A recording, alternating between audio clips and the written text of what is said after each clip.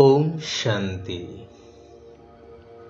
विचित्र अर्थात निराकार बाबांकर विचित्र बा निराकारी संतान मानंकु शुभ सकाळर शुभ अभिनंदन जणाई आजिर प्रभु चिंतनर आलोचना को मो समस्तंकु स्वागत जनाउछि।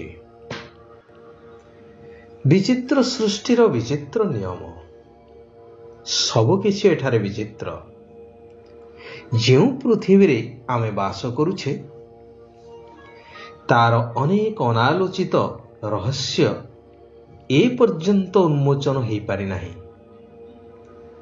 ପୁଣି ଏହି ବିଶ୍ୱ ବ୍ରହ୍ମାଣ୍ଡରେ ସୂର୍ଯ୍ୟ, ଚନ୍ଦ୍ର, ଗ୍ରହ ଏବଂ ଅଗଣିତ ନକ୍ଷତ୍ର ଯାହାର ଆକାର ପୃଥିବୀଠାରୁ ମଧ୍ୟ ଅନେକ ଗୁଣରେ ବଡ଼, ତାହା ପୁଣି ଶୂନ୍ୟରେ ଘୁରି ବୁଲୁଛନ୍ତି। এই ସବୁ ଚିନ୍ତା କଲେ ସବୁ କିଛି ସ୍ୱପ୍ନ ଭଳି ଲାଗେ। ତେବେ ଶିକ୍ଷା ବା ପାଠ ଦ୍ୱାରା ହିଁ ଅନେକ ରହସ୍ୟ ଆମ ସାମ୍ନାରେ ସ୍ପଷ୍ଟ ହୋଇଯାଇଛି। ମନୁଷ୍ୟ ଅନେକ ପ୍ରଗତି କରିଛି, ବିଶ୍ୱର ବିଭିନ୍ନ ବିଷୟରେ ଅବଗତ ହୋଇପାରିଛି। ଜଳବାୟୁ, ଗ୍ରହ, ନକ୍ଷତ୍ରଙ୍କର ଅବସ୍ଥିତି, ଚଳଣି ଇତ୍ୟାଦି ବିଷୟରେ ଜାଣି ଏହା ବିଷୟରେ ତଥ୍ୟ ମଧ୍ୟ ପ୍ରଦାନ କରିପାରୁଛି। ବିଜ୍ଞାନ ଦ୍ୱାରା ସାରା ବିଶ୍ୱକୁ ଯେପରି ହାତ ମୁଠାକୁ ନେଇ ଆସିଛି। ଗୋଟିଏ ଜାଗାରେ ବସି ଅନେକ କାର୍ଯ୍ୟ ସମ୍ପନ୍ନ କରିପାରୁଛି। ପୃଥିବୀରେ ଅନେକ ଭାଷାଭାଷୀ, ଅନେକ ରୁଚିର ଲୋକ ବାସ କରୁଛନ୍ତି। ପ୍ରତ୍ୟେକ ବିଭାଗ ପାଇଁ ଅଲଗା ଅଲଗା ପାଠଶାଳା ମଧ୍ୟ ରହିଛି। ବିଜ୍ଞାନ, କୃଷି, କଳା, ବାଣିଜ୍ୟ, ଡାକ୍ତରୀ, ଇଞ୍ଜିନିୟରିଂ ଇତ୍ୟାଦି ପାଇଁ ଭିନ୍ନ ଭିନ୍ନ ପାଠଶାଳା, ଭିନ୍ନ ଭିନ୍ନ ପାଠ୍ୟକ୍ରମ ଏବଂ ଲକ୍ଷ୍ୟ ଓ ଉଦ୍ଦେଶ୍ୟ ମଧ୍ୟ ଭିନ୍ନ ଇତ୍ୟାଦି ରହିଛି। ହେଲେ ଏଭଳି ପାଠଶାଳା କେଉଁଠାରେ ନାହିଁ ଯେଉଁଠାରେ ସମସ୍ତ ଶିକ୍ଷା ବା ପାଠ୍ୟକ୍ରମ ସମସ୍ତଙ୍କୁ ପଢ଼ାଯାଉଛି। ଏହା ଅସମ୍ଭବ ମଧ୍ୟ। ହେଲେ ପରମାତ୍ମାଙ୍କ ଦ୍ୱାରା ପ୍ରଦତ୍ତ ଜ୍ଞାନ, ଯାହା ପ୍ରଜାପିତା ବ୍ରହ୍ମାକୁମାରୀ ଈଶ୍ୱରୀୟ ବିଶ୍ୱବିଦ୍ୟାଳୟରେ ଦିଆଯାଉଛି, ଏହା ଏପରି ଏକ ପାଠଶାଳା ଯେଉଁଠାରେ ଆବାଳ ବୃଦ୍ଧ ବନିତା ସମସ୍ତେ ପାଠ ପଢ଼ି ପାରୁଛନ୍ତି।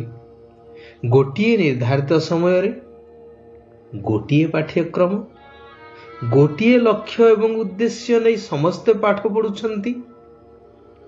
ପୁଣି ପଢ଼େଇଲା ବାଲା ମଧ୍ୟ ଜଣିଏ।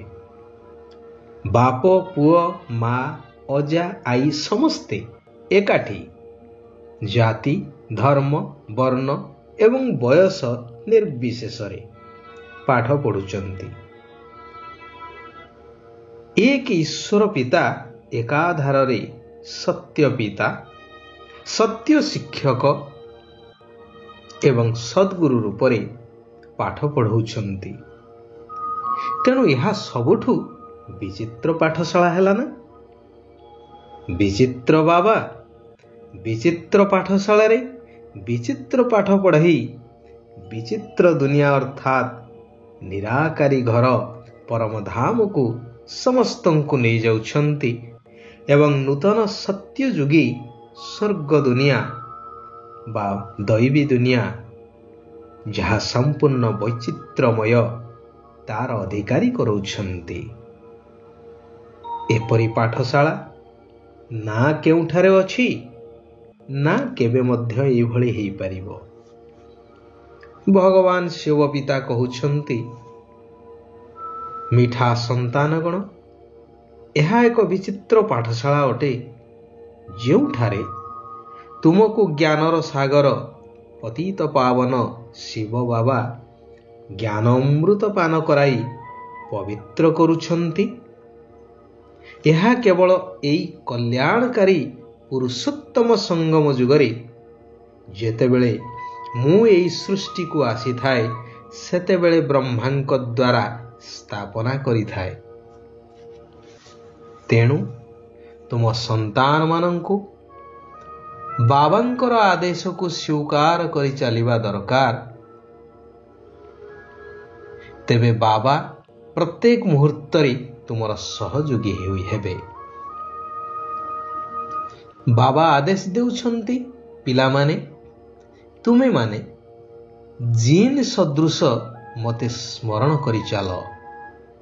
ଯେପରି ଜିନ୍ ରାଜାଙ୍କୁ କହିଥିଲା ନା, ହେ ରାଜା ମୋତେ କାମ ଦିଅ। ଅର୍ଥାତ୍ ଜିନ୍ର କାମ ସदैବ ସେ କାର୍ଯ୍ୟ କରି ଚାଲିବ। ଠିକ୍ ସେହିଭଳି ବୁଦ୍ଧିକୁ ସବୁବେଳେ ବ୍ୟସ୍ତ ରଖିବା ଦରକାର ବାବାଙ୍କ ଆଦେଶ ମୁତାବକ। ଖାଇବା, ପିଇବା, ଚାଲିବା, ବୁଲିବା ସମୟରେ ବୁଦ୍ଧି ଯୋଗ ମୋ ସହିତ ଲଗାଇ ରଖ। ଆଉ ସବୁଆଡ଼ୁ ବୁଦ୍ଧି ଯୋଗକୁ ତୁଟେଇ ଚାଲ। ତୁମେମାନେ ବାବା ଏବଂ ସ୍ୱର୍ଗକୁ ମନେ ପକାଇବାର ସେବା କର। ଏହା ହିଁ ତୁମର ସହଯୋଗ ଅଟେ। ଏହି ଯୋଗ ବଳ ହିଁ ତୁମକୁ ସ୍ୱର୍ଗର ମାଲିକ କରେଇବ। ଏହା ହିଁ ସବୁଠୁ ଶସ୍ତା ସଉଦା ଅଟେ। ଯଦି ତୁମେମାନେ ସାହସ ରଖିବ, ତେବେ ବାବା ପ୍ରତ୍ୟେକ ମୁହୂର୍ତ୍ତରେ ତୁମର ସହଯୋଗୀ ହେବେ। ନା ଏଥିରେ ତୁମକୁ ଶାରୀରିକ ପରିଶ୍ରମ କରିବାର ଅଛି, ନା ପଇସା ଖର୍ଚ୍ଚ କରିବାର ଅଛି, ନା ସମୟ ନଷ୍ଟ କରିବାର ଅଛି। ଏହା କେବଳ ବୁଦ୍ଧିର ଖେଳ ଅଟେ। ପିଲାମାନଙ୍କର ସାହସ ବାବାଙ୍କର ସାହାଯ୍ୟ। ଗୀତରେ ଗାଉଛ ନା, ମୁଝକୋ ସହାରା ଦେନେ ବାଲେ। ମୁଁ ଆସିଛି ଏବେ ତୁମକୁ ସର୍ବ ସାହାରା ଦେବା ପାଇଁ।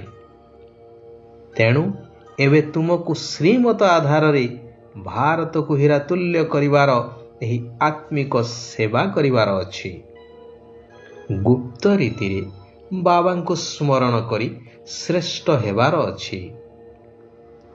ନିଜେ ନିଜ ସହିତ କଥା ହେବାକୁ ପଡ଼ିବ ଏବଂ ଶିବ ବାବାଙ୍କ ସହିତ ମଧ୍ୟ କଥାବାର୍ତ୍ତା କରିବାକୁ ହେବ ଯେ, ବାବା, ଆପଣ ଯେଉଁ ସୁଖ ଦେଉଛନ୍ତି ତାହା କେହି ବି ଦେଇପାରିବେ ନାହିଁ। ବାବା, ଆପଣଙ୍କର ପାଠପଢ଼ା ଦ୍ୱାରା ମୁଁ ବିଶ୍ୱର ମାଲିକ ହେଉଛି। ଆପଣ ନୂଆ ସୃଷ୍ଟି ରଚନା କରୁଛନ୍ତି ଯାହାର ମୁଁ ହକଦାର ଅଟେ। ଏହିଭଳି ମିଠା ମିଠା ବାର୍ତ୍ତାଳାପ ଅମୃତ ବେଳାରେ ବାବାଙ୍କ ସହିତ କରିବାକୁ ହେବ। ଶିବ ବାବା ବରଦାନ ଦେଉଛନ୍ତି କି ଭ୍ରୁକୁଟି ରୂପୀ କୁଟୀରରେ ବସି ଅନ୍ତର୍ମୁଖତାର ରସ ଅନୁଭବ କରୁଥିବା ସଚ୍ଚା ତପସ୍ୱୀ ମୂରତ ହୁଅ। ଯେଉଁ ପିଲାମାନେ ନିଜର ବାଣୀ ଉପରେ ନିୟନ୍ତ୍ରଣ ରଖି ସମୟ ଏବଂ ଶକ୍ତି ଜମା କରି ନିଅନ୍ତି, ସେମାନଙ୍କୁ ସ୍ୱତଃ ହିଁ ଅନ୍ତର୍ମୁଖତାର ସ୍ୱାଦ ଅନୁଭବ ହୋଇଥାଏ। ରାଜଯୁକ୍ତ ହୋଇ ଅର୍ଥାତ୍ ରହସ୍ୟକୁ ଜାଣିଥିବା ଆତ୍ମା ହୋଇ ପ୍ରତ୍ୟେକ ପରିସ୍ଥିତିରେ ରାଜି ଅର୍ଥାତ୍ ସନ୍ତୁଷ୍ଟ ରହୁଥିବା ଆତ୍ମା ହିଁ ଜ୍ଞାନୀ ଅଟନ୍ତି।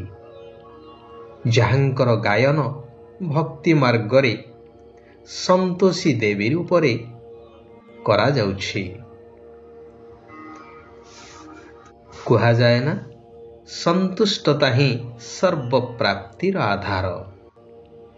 ନିଜେ ସନ୍ତୁଷ୍ଟ ରହିବା, ତା ସହିତ ଅନ୍ୟମାନଙ୍କୁ ମଧ୍ୟ ସନ୍ତୁଷ୍ଟ କରିଚାଲିବା, ଏହା ହିଁ ହେଉଛି ଜ୍ଞାନୀ ଆତ୍ମାମାନଙ୍କର ଲକ୍ଷଣ।